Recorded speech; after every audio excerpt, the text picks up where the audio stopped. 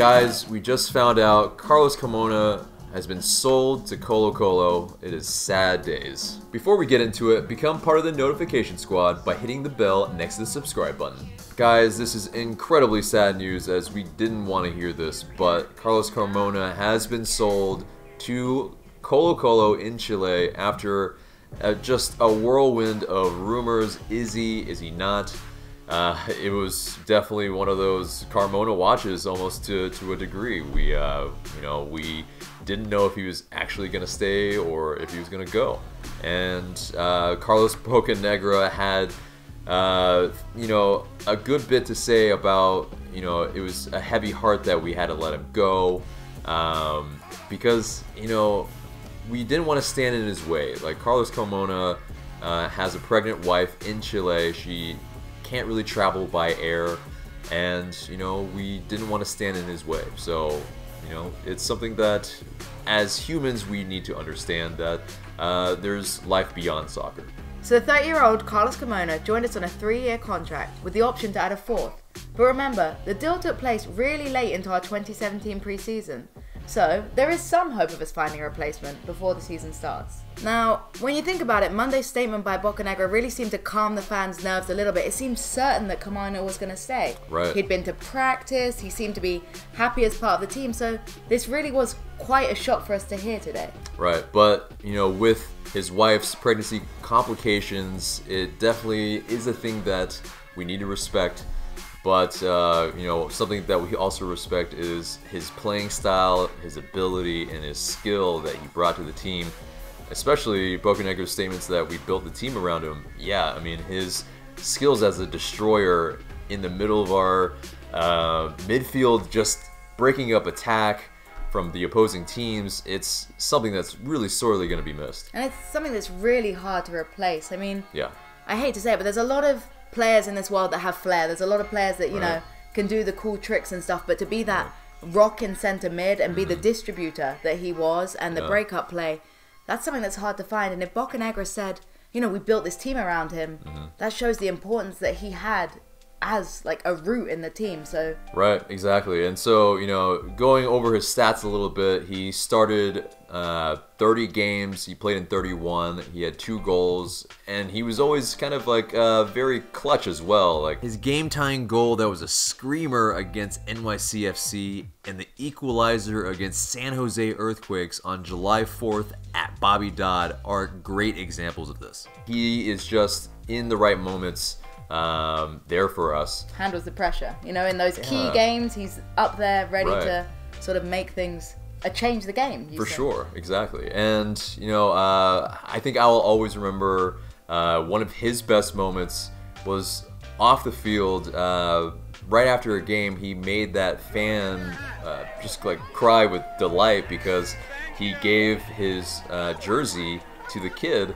And it was like just that tear-jerking, like, he's such a good person. Like, and I think that's what's so important, because sometimes we get carried away with how good someone is on the field, and it's really nice to see someone off the field being so humble. And honestly, when you look at it, his decision kind of showed he has his priorities right. I hate to say it, football is pretty much my life, but there is life beyond soccer, rather, and he made the right decision, even if it breaks our hearts. Right. And so we wish him well. It's and his wife, of course. Absolutely, his family, his career. I think ultimately probably made the best decision that's best for him. And lucky Colo, right? Yeah, lucky Colo, which is one of the biggest clubs in Chile. So, he also goes to a really good situation as well. So, we wish the best for him. So how would you go about replacing Carmona then? That's going to be really tough. I mean, it's probably going to be the question of the entire preseason is who are we going to bring in to replace Carmona? And I think Jeff Lorenowitz is that incumbent option that we have. He is 33, 34. So, he's getting up there in age. That's going to be tough to ask him to start 34 games. It's quite an enduring season when you think about it. The MLS season is something else, and I think that 34, okay, in the MLS you can play at that age, but it's gotta knock you down, and your endurance isn't as strong. So I think it would be a big ask. We at least need someone there. Yeah, we need reinforcements. Yes, depth. Squad depth, or somebody to you know, come in as a starter as well. Maybe also as the depth in our squad already, maybe a Chris Goslin will get more like playing time. Gressel probably gets more looks in the middle as well. I know initially maybe he was being considered as more of a right winger, you know, cam option, maybe even as a right back. So, you know, I think we have some options in the house that we could possibly do the job, but we would be more comfortable if we had somebody brought in that, you know, is starting level.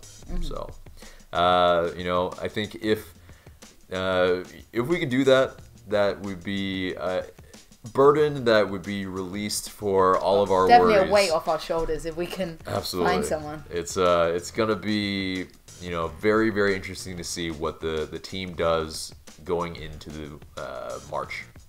Another piece of news arose today in the AJC involving Yamil Asad. Now, according to this article, the Asad decision was a little bit different to what we'd been led to believe. It seemed that Martino actually tried to convince Asad to stay and the decision was down to him. And, in Martino's words, Asad was making a mistake. Right, and which, you know, there's some conflicting reports here, obviously. We need to take account from both sides. We haven't heard from all sides of this. You know, you mentioned you were a little, you know, a little hurt and, you know, surprised by this, right? Yeah, just a little bit disappointed because I'm part of the, you know, sign Asad. Yeah. And for me, it's like, you know, I read his tweets and I followed the case and I just thought that the club was kind of letting down a player that offered so much to the team last season. And now it seems that actually, potentially, he had a choice to stay and decided not to. Right, which is very confusing, but, you know, I think we would still welcome him back with open arms. Definitely. I mean, he gave so much to the team, you know, in every single minute that he played. It's, you know, going from, you know, offensively and defensively, like, he just looked, like, completely tired after every single game. Like, we would want that back completely.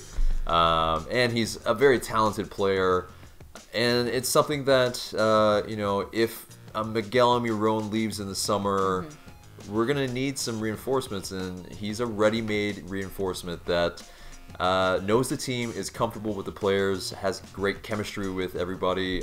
You know, it's something we should explore. So I don't think this is the end of the world. It's just a little confusing. Yeah, it's a little kind of a strange night, all in all. But you know, unfortunately, we don't have any good news to give. This is just that type of night. You know, and sometimes you just have to roll with the punches and move on. I mean, we'll find a replacement for Carmona. We will find maybe a time that we can bring Yamil Asad back, and you know, we'll go from there. But that's it for us. We thank you guys so much for watching.